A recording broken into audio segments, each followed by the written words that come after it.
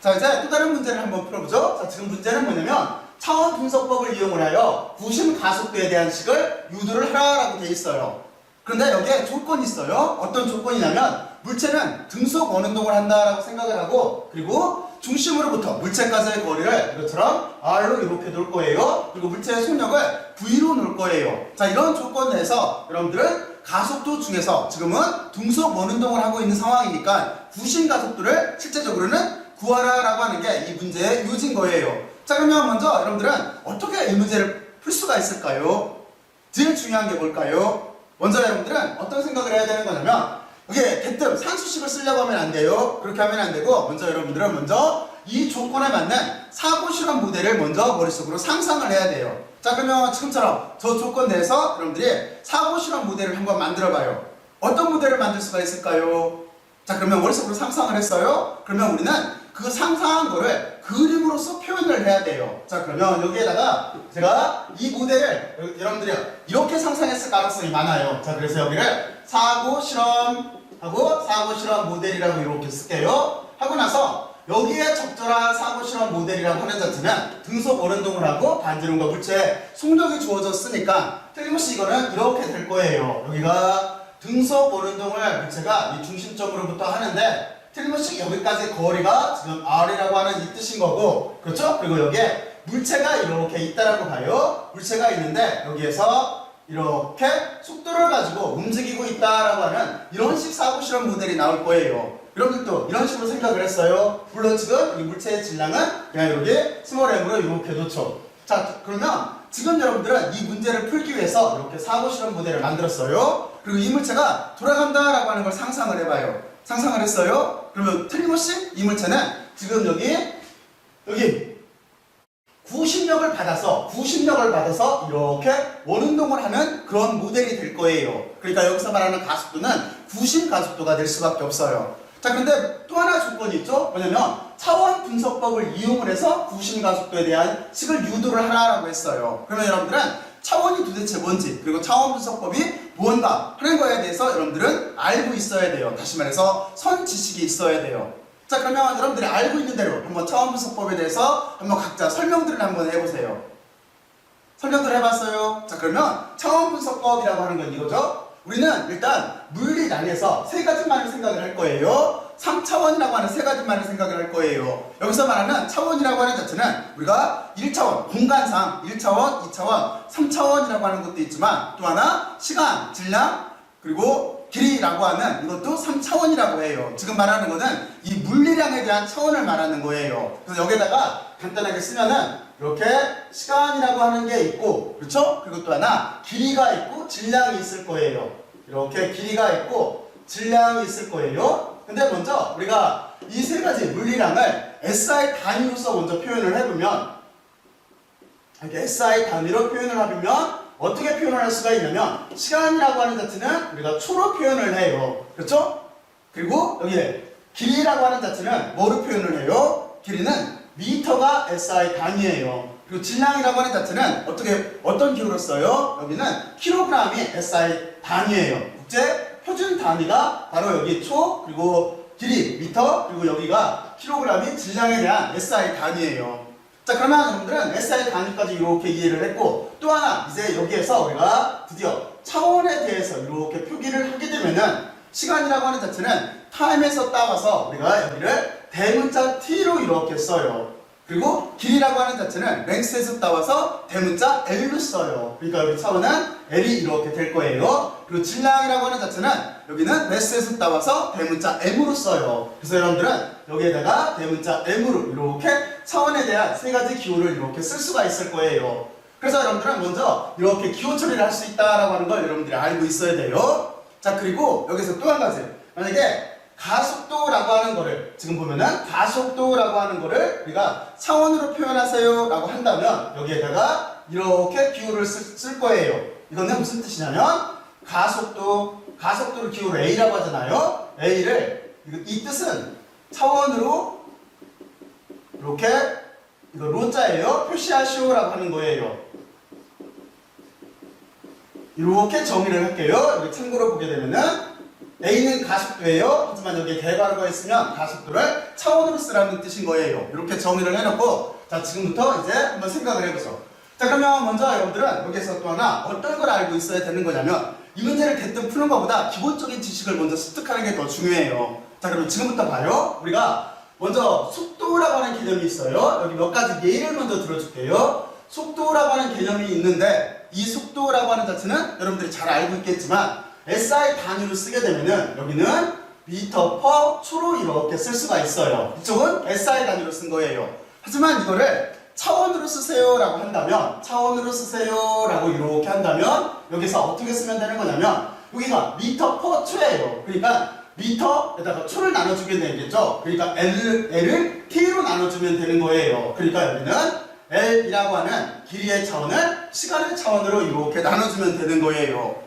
그러니까 이해갔죠? 자 그리고 만약에 여러분들이 가속도라고 하는 개념이 있어요. 가속도라고 하는 거는 다시 말해서 여기는 우리가 뉴턴의 법칙을 배울 때 F = ma에서 그 a가 뜻하는 게 가속도잖아요. 근데 이 가속도는 SI 단위로 보면은 미터 퍼 초의 제곱으로 이렇게 쓸 수가 있어요. 아마 이게 왜 이렇게 나오는지는 여러분들이 지금쯤에는 아마 잘 유도를 다 해봤을 거예요. 만약에 안 해본 학생들은 나중에 우리가 이쪽에서 속도, 가속도, 변이, 속도, 가속도죠. 그리고 좀 더 정확하게 말하면 위치, 변이, 속도, 가속도 이걸 논할 때 여기에서 이렇게 단위도 한꺼번에 논하게 돼 있어요. 그러니까 여러분들이 그 부분을 참고를 하면은 단위가 왜 이렇게 나왔나 하는 거를 이해할 수가 있을 거예요. 자 그러면 이렇게 표현이 되는 거고 그리고 다시 여기도 마찬가지예요. 만약에 가속도라고 하는 거를 차원으로 쓰세요 라고 한다면 여기 m이 뜻하는 게 뭐였어요? m이 뜻하는 걸 질량으로 생각하면 안 돼요. 질량이 아니라 지금 길이를 뜻하는 거예요. 그러니까 여기는 길이라고 하는 차원을 초의 제곱, 시간의 제곱으로 나눠주면 되는 거예요. 그러니까 여기는 시간의 제곱으로 이렇게 나눠주면 되는 거예요. 그쵸? 그러니까 가속도의 차원은 다음과 같이 이렇게 표현이 돼요. 그리고 조금 아까 여러분들한테 힘이라고 하는 걸 노랬는데 만약에 여러분들이 힘에 대한 힘은 Q로 F를 쓰잖아요. 힘이라고 하는 자체는 F = ma로 이렇게 표현이 되는데 이거를 만약에 SI 단위로 쓰게 되면은 여기는 이거는 뉴턴의 이 법칙이에요. 뉴턴의 이 법칙 여기까지는. 그런데 이쪽을 만약에 SI 단위로 쓰게 되면은 그리고 차원을 알아보게 되면 어떻게 돼요? 여기는 이렇게 되겠죠. 여기서 말하는 m이라고 하는 자체는 이거를 길이로 착각하면 안 돼요. 얘는 뭘 뜻해요? 여기는 질량을 뜻하는 거죠. 질량. 그리고 이쪽에 a라고 하는 건 뭐를 뜻하는 거예요? a라고 하는 건 가속도를 뜻해요. 그러니까 여기를 차원으로 쓰게 되면은 m은 질량이니까 여기를 만약에 SI 단위로 쓰게 되면은 여기는 질량이니까 킬로그램이 이렇게 될 테고 그리고 이쪽은 미터 퍼 초의 제곱꼴로 이렇게 SI 단위로 쓸 수가 있을 거예요. 근데 이거를 차원으로 쓰게 되면 여기를 그냥 이렇게 놓고 나서 여기다 F를 다시 쓸게요. 이게 F에 대한 지금 보면은 SI 단위를 쓴 거예요. 여기가 SI 단위를 이렇게 썼는데 그런데 만약에 이거를 차원으로 쓰세요 라고 한다면 지금 여기 두 분은 같다라고 하는 게 아니라 여러분들이 이렇게 봐야 돼요. 지금 속도에 대한 SI 단위는 미터 퍼 초예요. 여기는 가속도에 대한 SI 단위는 미터 퍼 초의 제곱이에요. 이쪽은 SI 단위예요. 단위를 지금 다음과 같이 이렇게 표현한 거예요. 여기가 좀 어색하면은 여러분들은 그냥 이렇게 화살표로 이렇게 표시를 해주면 돼요. 이게 속도에 대한 단위, 가속도에 대한 단위, 그리고 힘에 대한 SI 단위. 그리고 이쪽은 차원으로 쓴 거예요. 차원으로 이렇게 쓴 거예요. 자, 그러면 여러분들은 여기까지 잘 이렇게 이해를 했을 거라고 생각을 하고, 그리고 이쪽 질량에 대한 차원을 쓰게 되면은 여기는 어떻게 쓸 수가 있을까요? 여기는 마찬가지예요. 질량에 대한 차원을 쓰게 되면은 지금 여러분들은 여기서 헷갈리면 안 돼요. 킬로그램이라고 하는 자체는 이거는 뭘 뜻해요? 질량을 뜻하는 거예요. 질량을 뜻하면은 여기에서 차원으로 쓸 때는 대문자 m으로 써야 돼요. 여기는 대문자 m이 있고 그리고 요게 스몰 m이라고 하는 자체는 뭘 뜻해요? 여기는 길이에요. 길이니까 L로 써야 돼요. 그러니까 L이 이렇게 있으면 되고 그리고 여기 요거는 위에서 방금 했듯이 이쪽에 있네요. 여기는 우리가 t의 제곱꼴로 이렇게 표시를 해줘야 돼요. 그러니까 다음과 같이 이렇게 표현한 게 지금 차원으로 쓴 거예요. 그렇죠? 힘이라고 하는 자체를. 자, 그러면 여기서 또 한 가지 여러분들은 이렇게 생각을 해볼 수가 있겠죠. 우리는 뉴턴의 이 법칙을 이용을 해서 뉴턴의 법칙 중에서 두 번째 바로 F = ma라고 하는 가속도의 법칙을 이용을 해서 대다수 문제를 풀 수가 있어요. 근데 또 하나 유명한 게 있어요. 에너지 보존 법칙. 그렇죠? 거기에서 보면은 일이라고 하는 걸 정의를 해야 돼요. 그래서 이번에는 일에 대한 차원을 알아볼게요. 그래서 일도 마찬가지예요. 일도 우리가 여기를 일에 대한 정의로 쓰게 되면은 이렇게 힘을 가해서 물체를 이렇게 이동시키면 되는 거예요. 지금은 그냥 원래는 벡터고 벡터인데 그냥 스칼라량으로 이렇게 쓸게요. 이렇게 하면 될 거예요. 자, 그러면 여기에서 이게 식이에요. 자, 그러면 똑같이 일에 대한 우리가 여기 SI 단위를 알아보게 되면은 힘은 어디 있어요? 힘은 여기에 있죠. 그러니까 여기는 킬로그램하고 미터 퍼 초의 제곱이 될 텐데 이 제곱에다가 지금 어떻게 해준 거예요? 여기에서 보면은 S라고 하는 게 초일까요? 여기 조심해야 돼요. 단위만 할 때 여기가 S라고 하는 자체는 뭐예요? 이거는 힘을 가해서 물체를 이동시킨 거예요. 다시 말할게요. 일이라고 하는 정의는 힘을 가해서 물체를 이동시킨 거예요. 그러니까 여기에서 S라고 하는 자체는 어떤 단위가 들어가는 거예요? 길이에요, 길이. 그렇죠? 길이기 때문에 여기에 미터의 제곱꼴로 이렇게 써줘야 돼요. 이게 지금 보면은 일에 대한 SI 단위예요. 그러면 우리가 SI 단위를 차원으로 쓰세요 라고 이렇게 한다면 어떻게 써야 되는 거냐면 여기는 킬로그램이니까 여기는 여기 질량의 차원인 거니까 대문자 M으로 써야 되겠죠? 그리고 여기는 M이라고 하는 자체는 질량이 아니라 길이에요. 길이니까 차원으로 쓸 때는 L의 스퀘어가 되는 거예요. L의 제곱이 이렇게 되는 거고, 그리고 이쪽에 여기는 S라고 하는 자체는 초예요. 그쵸? 초. 여기는 초기 때문에 여기는 T의 제곱이 되는 거예요. 다시 말해서 물리량으로 말하면 여러분들 혼돈하면 안 돼요. 여기는 지금 보면 이 S는 시간이라고 하는 물리량인 거고, 여기서 말하는 S라고 하는 자체는 이거는 이동거리예요. 이동거리.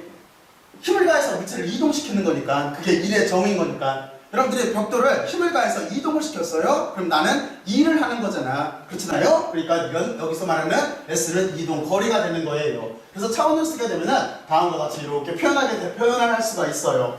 자, 그러면 여러분들은 여기까지 잘 이해를 했을 거라고 생각을 하고 이제 이걸 바탕으로 해서 여기 차원 분석법이라고 하는 걸 이용을 해서 가속도 중에서 우리는 이렇게 구심 가속도, 지금 이 문제 조건 자체가 다음과 같이 이렇게 되어 있는데 이거를 사고실험 모델로 쓰면 아래처럼 이렇게 돼요. 이 조건 내에서 구심 가속도를 한번 구해보죠. 자, 그러면 우리는 어떻게 여기를 유출을 할 수가 있냐면 다음과 같이 유출을 할 수가 있어요. 먼저 여기를 식을 지금 이렇게 썼을 때 이 식을 1번이라고 하고 이 식을 2번이라고 할게요. 그리고 지금은 여기는 이용하지 않을 거예요. 그러면 어떻게 하면 되는 거냐면 가속도를 구하라고 했기 때문에 우리는 가속도에 대한 차원을 쓰게 되면은 이렇게 되겠죠. 여기 2번식에서 2에서 라고 쓸게요. 2번식에서 가속도에 대한 차원은 지금 어떻게 되는 거냐면 이렇게 길이에 대한 차원을 시간을 제곱한 차원으로 나눠주면 되는 거예요.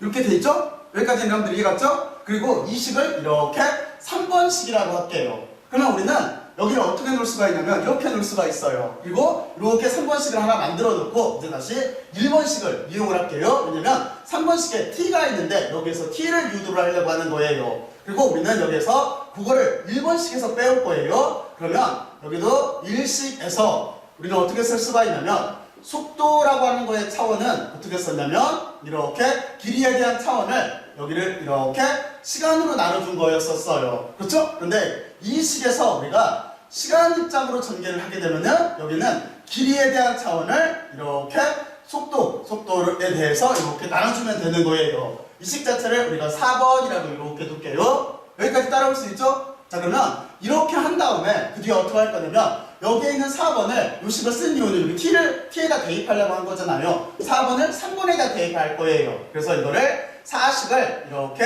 3식에다 대입을 할 거예요. 그러면 여기는 이렇게 되겠네요. 여기는 가속도에 대한 차원이 이렇게 있는 거고, 그리고 여기는 L이 이렇게 있는 거고, 그리고 이쪽을 넣게 되면은 여기는 L하고 여기가 속도에 대한 차원에 대한 개념이 이렇게 있는 거고, 지금 보면은 이거 전체의 제곱이네요. 그렇죠? 전체의 제곱꼴로 이렇게 쓸 수가 있어요. 자, 그러면 이 식을 정리하면 어떻게 되겠어요? 이 식을 정리하면 우리는 가속도라고 하는 자체가 어떻게 쓸 수가 있냐면 여기가 제곱되니까 이쪽은 여기가 어떤 꼴로 나타나요? 여기는 우리가 이렇게 쓸 수가 있겠죠. L은 하나 없어질 테고, 그리고 이쪽은 이렇게 속도에 대한 차원의 제곱으로 이렇게 표현할 수가 있을 거예요. 그쵸? 그리고 우리는 이 식을 이렇게 5번식이라고 볼게요.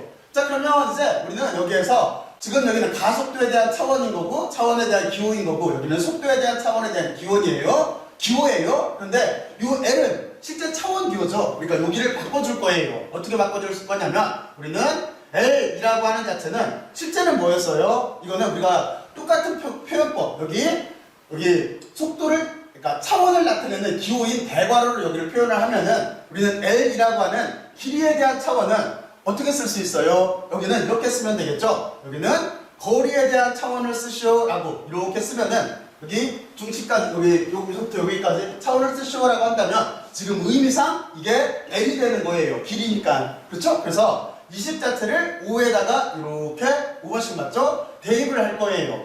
그러면 이렇게 되겠네요. 5번씩에다 대입을 하면은 가속도에 대한 값은 어떻게 되는 거냐면 이쪽은 속도를 이렇게 제곱을 했어요. 그리고 여기는 R로 이렇게 쓸 수가 있어요. 그렇죠? 그래서 우리가 이 식에서 그로 어떻게 쓸 수가 있냐면 이제 차원에 대한 표현식을 쓰세요 라고 하는 여기 대괄호를 다 없애게 되면은 그로 가속도라고 하는 자체는 이것처럼 R분의 V 스퀘어라고 하는 유명한 식이 이렇게 나오게 돼 있어요. 그리고 이 식 자체가 실제는 가속도 중에서 구심 가속도를 뜻하는 거예요. 구심 가속도라고 하는 자체는 구의 중심 방향으로 향하는 가속도. 구심이 그거예요. 구의 중심으로 향하는 가속도라고 하는 걸 구하게 된 거예요. 이겼죠? 자, 그러면 여러분들은 이렇게 구할 수가 있어요. 자, 그런데 실제로 이 문제를 풀 때 또 다른 방법으로도 계산할 수가 있어요. 우리가 여기를 어떤 식으로 계산할 수가 있냐면 이렇게도 생각할 수가 있어요. 자, 여러분들이 여기 심화 문제를 한번 해봐요. 여기다 심화학습이라고 이렇게 쓸게요. 심화학습은 뭐냐면 우리가 지금과 같이 이렇게 차원에 대해서 정의를 하고 그리고 속도와 가속도에 대한 차원을 구해서 논리적으로 전개해서 이것처럼 구심 가속도에 대한 식을 이렇게 구할 수도 있는데 또 하나 이거를 대수적으로도 풀 수가 있어요. 어떻게 풀 수가 있냐면 이런 식으로 정의를 하면 돼요. 가속도라고 하는 자체는 원래는 여기를 먼저는 비례한다라고 쓸게요. 가속도 자체가 비례할 거예요. 비례를 할 건데 뭐에 비례라고 하냐면 저기에 있는 것처럼 먼저 거리에 비례를 하겠죠. 그렇죠? 그래서 우리는 여기에 거리에 A라고 하는 어떤 승에 비례를 한다라고 보고 그리고 또 하나 여기에서 속력이 나왔죠. 속력이라고 하는 거는 여기에 이렇게 쓰고 V에 B에 비례를 한다라고 이렇게 놓을 거예요.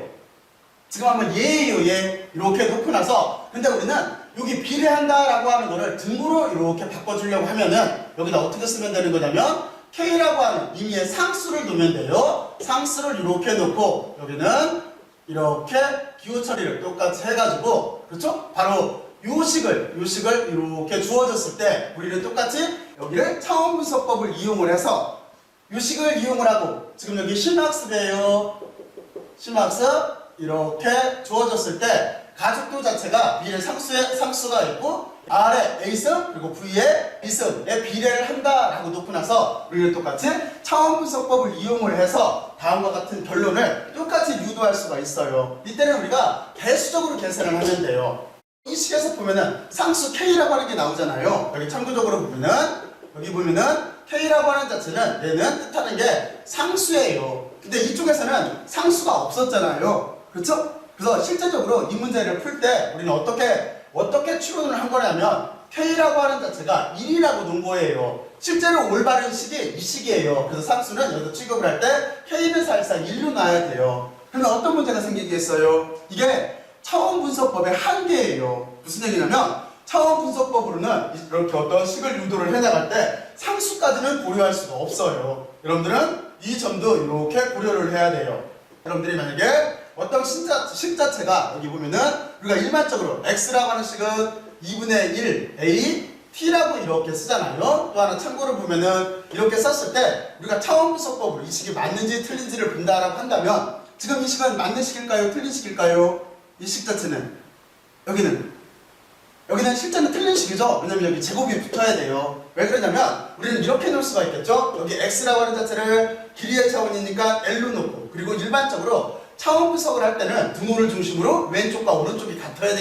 같아야 된다는 조건이 있고, 그리고 상수는 무시를 해요. 상수는 무시를 하고서 차원 분석법으로 비교를 해보면 A는 방금 전에 뭐라고 그랬죠? 여기에서 A는 이 식이 아니죠? 여기에서 요거 했었어요. 그러니까 이쪽은 가속도를 차원으로 이렇게 쓰게 되면은 여기는 저쪽에 있는 것처럼 길이에 대한 차원을 시간으로 이렇게 나눠준 거예요. 그리고 여기는 시간이니까 여기는 t가 되는 거예요. 그러면 이 식 자체는 어떻게 되겠어요? 좌변은 길이에 대한 차원만 이렇게 놨고 우변 쪽에서는 여기서 t가 약분되죠. 그러니까 이쪽은 L을 t로 공간에 대한 차원으로 이렇게 나눠준 값이 나와요. 그렇죠? 차원 분석으로 여기를 쓰게 되면은 다음과 같이 이렇게 쓸 수밖에 없어요. 그러면 어떤 문제가 있냐면 이쪽은 공간에 대한 차원이에요. 근데 이쪽은 어떻게 되는 거예요?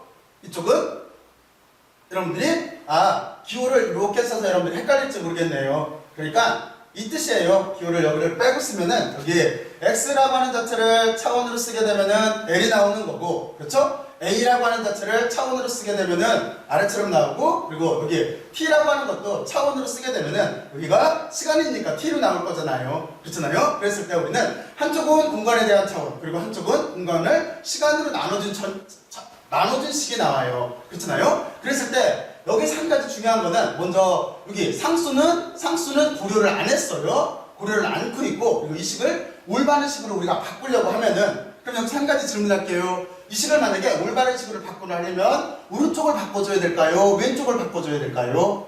첫 번째는 우리가 여기를 어떻게 바꿀 수가 있냐면 여기를 t로 이렇게 나눠줘도 이 식은 성립하게 돼 있어요. 산수로 말하면 등호를 중심으로 왼쪽과 오른쪽이 같으니까. 근데 두 번째는 우리가 여기에서 t를 이렇게 약분해줘도 공간에서 이 식 자체는 맞는 식이 돼요. 그렇잖아요? 여기를 수정을 할 때. 자, 그러면 우리는 1번처럼 여기를 t로 나눠줘야 될까요? 아니면은 이쪽을 2번처럼 이쪽 t를 없애줘야 될까요? 이랬을 때 우리는 2번처럼 해줘야 돼요. 순서 자체가. 그래야 옳은 판단이 돼요. 왜 그러냐면 지금 우리가 등호라고 하는 걸 해석을 했을 때 등호가 이렇게 있다면 이쪽이 원인이 되는 거예요. 여기가 원인, 그리고 이쪽이 결과가 되는 거예요. 그래서 원인 쪽을 바꿔줘야 돼요. 그래서 여기서 t를 하나 없애줘야 돼요. t를 하나 눌리는 이런 식으로 생각을 해야 돼요. 그래서 여기서 t를 하나 쎄주려면 우리는 여기서 어떻게 해줘야 되는 거죠? 그리고 이 t를 수고를 하려면 여기를 t 제곱꼴로 만들어줘야 되는 거죠. 그래서 이 식을 올바른 식으로 이렇게 두 가지를 이용해서 쓰게 되면은 여기는 x라고 하는 자체가 2분의 1 a 이렇게 t의 제곱꼴로 다음과 같이 이렇게 표현을 해줘야 돼요. 거꾸로 물론 이쪽을 t분의 x를 해놓고 여기를 시간에 대한 값으로 바꿔서 넘겨줘도 되는데 산수식은 만들지 몰라요. 하지만 논리상으로는 일반적으로 등호를 중심으로 과학적인 표현법을 쓸 때는 원인과 결과를 논하기 때문에 원인 쪽을 이렇게 수정을 해주는 게 더 논리적으로 맞는 거예요. 하여튼 이렇게 했을 때 이 문제도 이걸 논한 이유는 뭐였냐면 여기서 우리가 논할 때 2분의 1 상수라고 하는 거는 고려하지는 않잖아요. 고려 않는다라고 이렇게 쓸게요. 고려하지 않잖아요. 그렇잖아요. 그것처럼 우리가 다음과 같이 이렇게 차원 분석으로 논할 때는 여기에는 상수터, 이쪽에 k나 2분의 1 같은 상수터까지는 차원 분석을 통해서 구할 수가 없구나, 유도해낼 수가 없구나 라고 하는 거를 여러분들은 이렇게 알고 있어야 돼요. 참고로 말하면, 자 그러면 여기까지는 여러분들이 이렇게 참고로 이해를 하고 있으면 돼요. 자 그러면 어쨌든 이렇게 나와요. 여기 심학습은 꼭 한번 해봐야 돼요.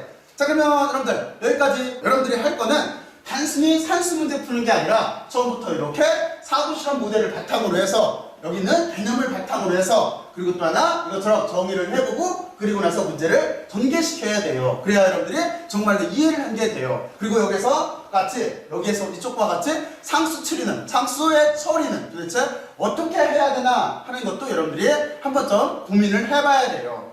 그렇잖아요? 차원 분석법은 여러 가지 유용하게 쓰여요. 하지만 강점도 있지만 단점도 있어요. 여러분들은 강점은 잘 살리고 단점은 보완해서 사용을 하면 되는 거예요. 자 그러면 열심히들 들으셔서 고맙고 수고들 많이 했어요. 수고했어요.